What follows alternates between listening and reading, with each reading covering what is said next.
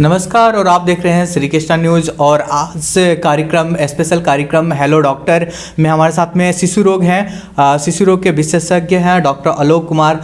Sir, आजकल के जो बच्चे होते हैं मतलब जो शिशु होते हैं, ठंड का सीज़न चलता है, इस समय क्या क्या चीज़ों को मतलब एक माँ को केयर करना चाहिए बच्चे को लेकर अपने? ये हम लोग को कि बच्चे को थोड़ा सा, आप देखिए ये 0 से 6 महीने का बच्चा हो गया, ठीक है।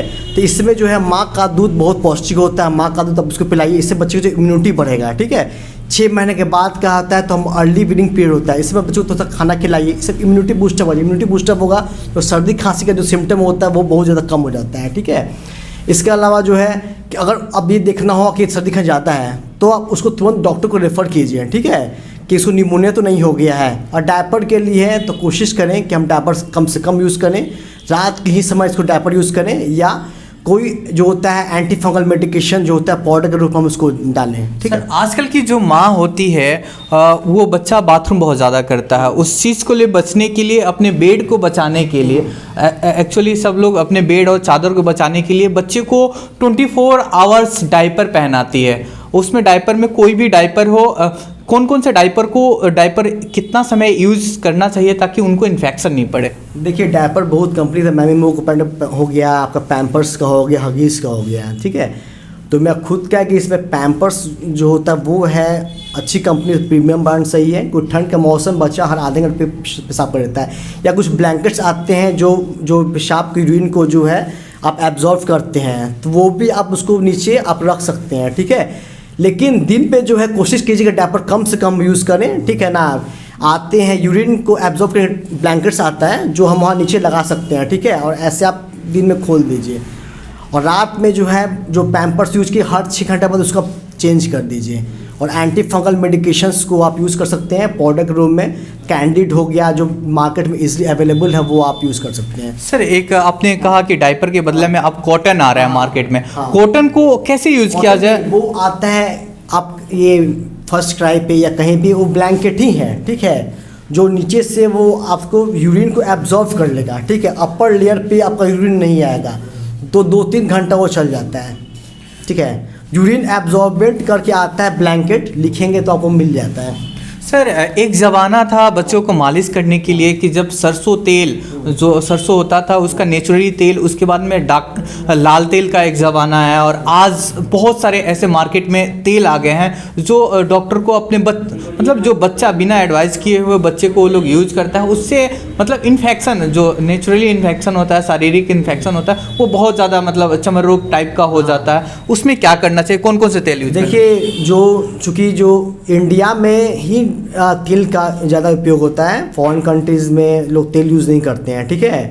तेल आप लगा सकते हैं और लेकिन उसको ज़्यादा रब मत कीजिए, ठीक है, बहुत रगड़िए मत, हल्का हाथ से लगाकर आप उसको छोड़ दिए तो उससे कोई स्किन कोई प्रॉब्लम नहीं होगा, ठीक है। अगर आप उसको रब करते हैं तो स्किन जो है डैमेज होता है, तब उसके बाद स्किन इन्फेक्शन होता है, तो यही है। सर, एक बच्चा जब जन्म लेता है, माँ के पेट से जब बाहर आता है तो एक्चुअली उसको एक नॉर्मल बीमारी है, आजकल अगर 100 बच्चे जन्म लेते हैं तो उसमें से कहीं 50% का एवरेज रहता है कि उनको जॉन्डिस हो जाता है या ऐसी अन्य कई बीमारियाँ होती है वो हो जाता है। वो कौन कौन से केसेस में होते हैं और उसको कैसे बचा जा सकता है?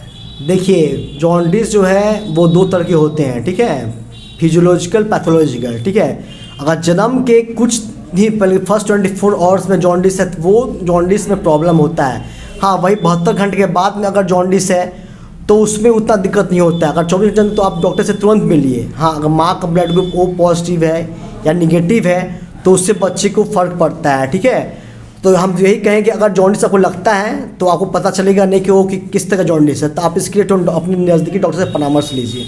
सर, एक और प्रॉब्लम होता है जब देहात में हल्का सा बच्चा हाँफने लगता है या मतलब थोड़ा सा भी सांस फूलने लगता है तो देहात में या कहीं पे भी नेबुलाइजर यूज़ किया जाता है, सांस भाप देने का काम किया जाता है। वो कौन कौन से स्थिति में भाप दिया जाता है और कब कब दिया जाता है? सर देखिए ये सांस जो फूलता है वो बहुत तरह कारण हो सकता है। कभी नाक बंद से वजह सांस जो होता है वो भी लेता है, सांस फूलने लगता है, तो पहले देखना पड़ेगा कि किस चीज़ को दिक्कत हो रहा है। अभी तो हम लोग देख रहे हैं कि बच्चे का नाक बंद हो रहा है तो बच्चा मुंह से दुख लग रहा है कि हाँफ रहा है, ठीक है।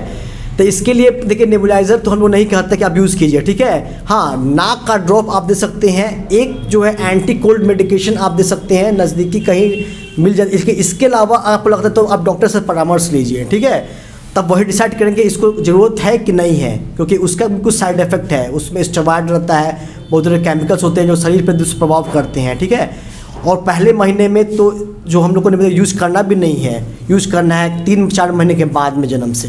सर आपने एक बहुत अच्छा मतलब बताया कि बच्चों में आम तौर में छोटे बच्चे को निमोनिया जैसी शिकायत होती है, उसका मतलब क्या बचाव है और कितना साल तक उस बच्चे को निमोनिया इफ़ेक्ट करता है? सर देखिए, जन्म से 5 साल थोड़ा दिक्कत होता है। हाँ, अगर किसी को जन्म के बाद तुरंत अगर ऐसा दिक्कत होता है, देखिए हर चीज़ सर्दी खांसी निमोनिया नहीं है, ठीक है। उसमें हम लोग एक्सरे करवाते हैं, एक्सरे में उसका फीचर होता है, तो हाँ हर सर्दी खांसी को लोग निमोनिया बोल देता है, ठीक है। तो एक्सरे के बाद ही वो निमोनिया है कि नहीं है, किस तरह का निमोनिया है। निमोनिया कई तरह का होता है, ठीक है, नॉर्मल भी होता है, सीवियर भी होता है, वो कैटेगराइज करना पड़ता है, वो डॉक्टर्स करते हैं, ठीक है। तो हाँ, वही कि अगर उस सांस में दिक्कत है, अगर फीवर उसको आ रहा है तो फिर आप तुरंत जाकर बढ़िए डॉक्टर के पास जाइए, ठीक है। वो डिसाइड करेंगे कि इसको नॉर्मल कफ एंड कोल्ड है कि निमोनिया है, वो पेशेंट के लिए नहीं है, ठीक है। आप केवल नाक का ड्रॉप यूज़ कर सकते हैं और एंटी कोल्ड मेडिकेशन यूज़ कीजिए। 2 दिन में अगर उस पर राहत नहीं मिल रहा है या कंडीशन सीरियस हो तो आप डॉक्टर से मिल जाइए। सर सबसे एक कॉमन सी बीमारी है आज मतलब हर 100 बच्चों में एक मतलब रिपोर्ट के अनुसार हर 10-15 बच्चे में हेयर का प्रॉब्लम है। उसके लिए क्या करना चाहिए? हेयर का सबसे ज़्यादा प्रॉब्लम आज के बच्चों में आ रहा है। देखिए, अपने क्लिनिक में तो हमने ये केस बहुत देखा नहीं है, ठीक है। अब हेयर्स है तो देखिए माँ का जो होता है खान पान से भी असर पड़ता है बच्चे में, ठीक है। आजकल की जो माँ लोग बोलती है कि हम कैल्शियम नहीं लेंगे, आयरन नहीं लेंगे, जिससे जो होता है ग्रोथ पे, वेट पे और न्यूट्रिशन पे भी असर पड़ता है, ठीक है।